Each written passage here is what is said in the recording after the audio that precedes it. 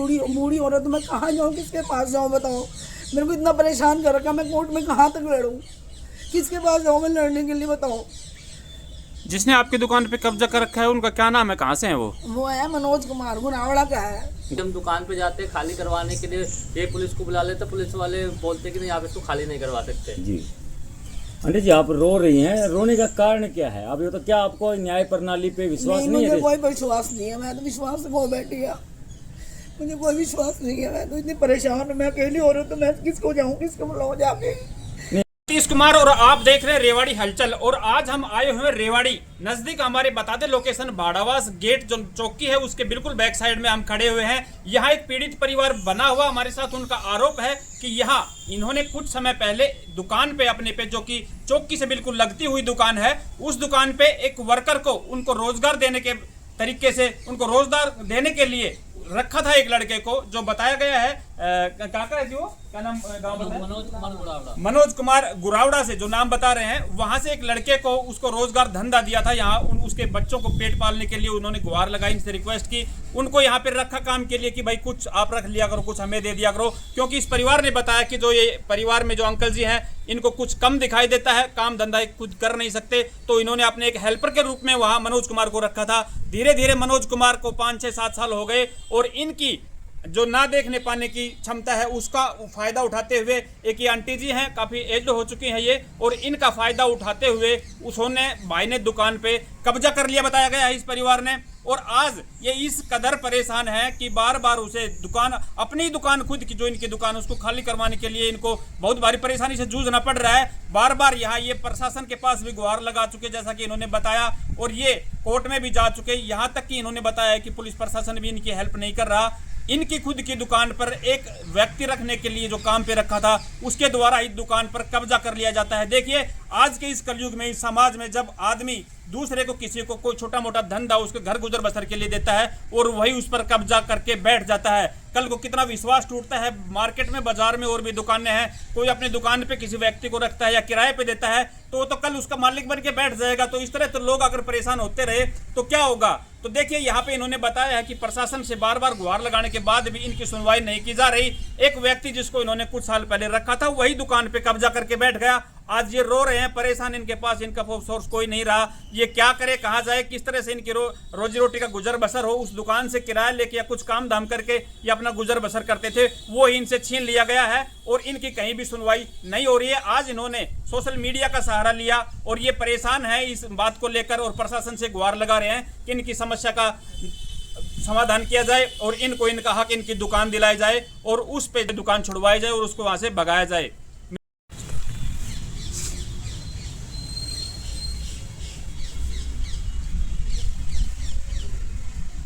हाँ जी, बताओ अपने बारे में। आपके सर ऐसा है, मेरा नाम सुगोतला देवी है, मैं बाड़ावास गेट पर रहती हूँ। ये मेरे पति राकेश मिश्रा है, ये मेरा बेटा है और हम इतने परेशान है ना, लिमिट से ज़्यादा परेशान कर रखा है।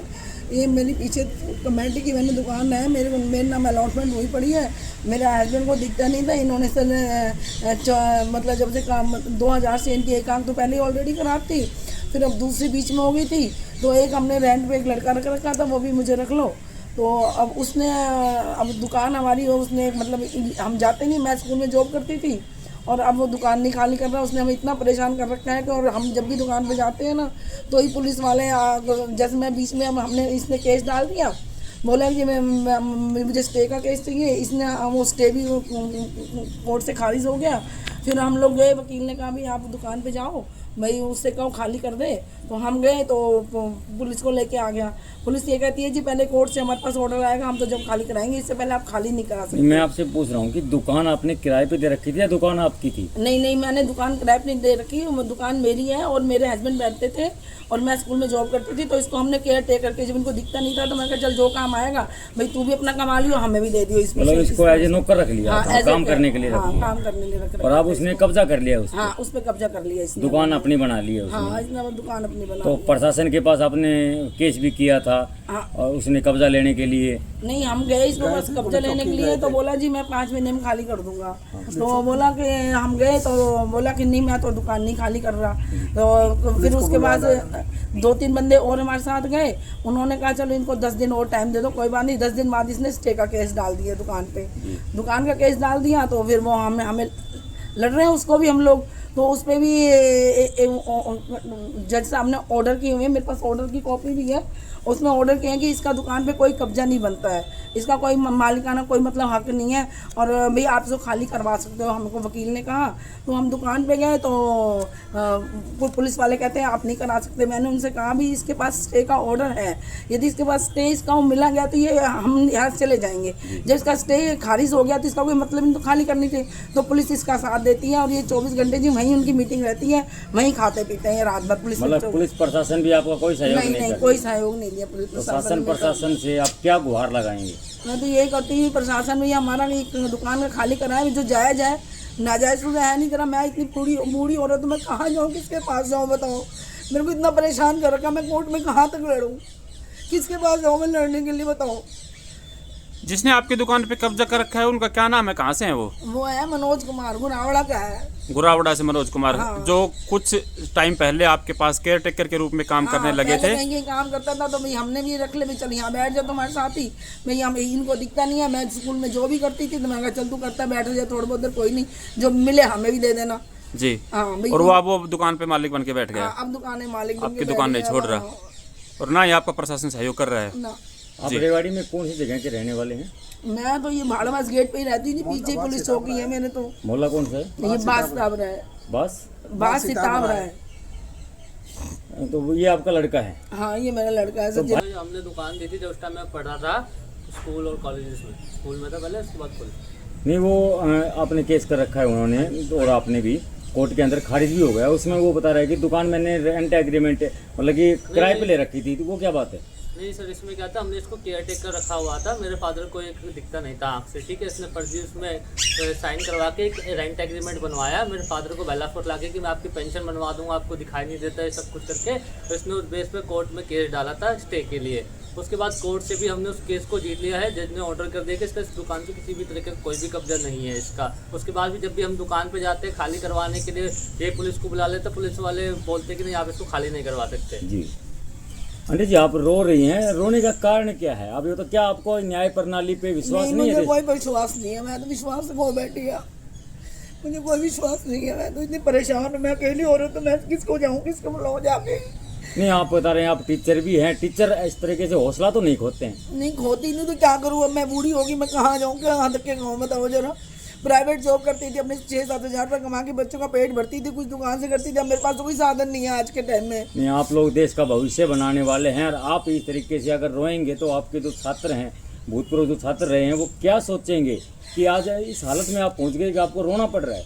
बिल्कुल, ये आज यही हालत होगी मेरी, क्यों कोई सुनने वाला ही नहीं है मेरी। तो नहीं, प्रशासन से आप एक बार बताओ क्या गुहार लगा रहे हो, क्यों इतना मैं तो मजबूर यही हो रहे कहती, हैं? जब मेरी दुकान है, मेरे नाम है, इसके नाम कुछ चाहिए तो मेरी खाली क्यों नहीं करवाते? जब मैं जाती तो मुझे खाली करवा के दी जाए मेरी दुकान। मुझे बैठने के लिए जगह चाहिए, मुझे, मैं भी तो कुछ 2 रोटी के लिए क्यों खाऊं, कहाँ जाऊँ, किससे मांगू रोज? मतलब आप प्राइवेट टीचर थे, अभी आपका घर गुजारा चलना भी मुश्किल हो रहा मेरा है। मुश्किल हो रहा है कि मेरे पास कुछ है ही नहीं, स्कूल मैंने छोड़ दिए जब। जी अंकल, क्या कहेंगे कि उनके पास से आपके नाम का रेंट एग्रीमेंट वो बता रहे हैं, कोर्ट में भी उन्होंने पेश किया था, रेंट एग्रीमेंट बता रहे हैं कि 6,000 रुपये पर मंथ में देता था, उसका क्या कारण है? कुछ नहीं, मुझे तो दिखता ही नहीं था।